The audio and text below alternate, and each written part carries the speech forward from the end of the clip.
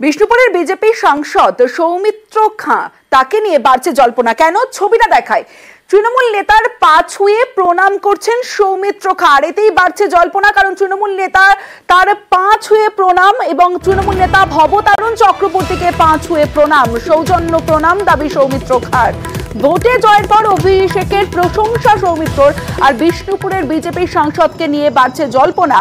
যদিও দল বদলের জল্পনা উড়িয়ে দেন সাংসদ। আরো একবার সেই ছবিটাই দেখাচ্ছি।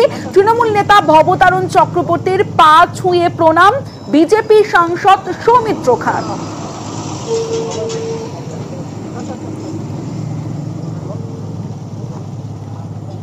বিষ্ণুপুরের ব্লক সভাপতিকে প্রণাম করেছি, আমার অনেক সিনিয়র লিডার তৃণমূল তাদেরকে প্রণাম করেছি।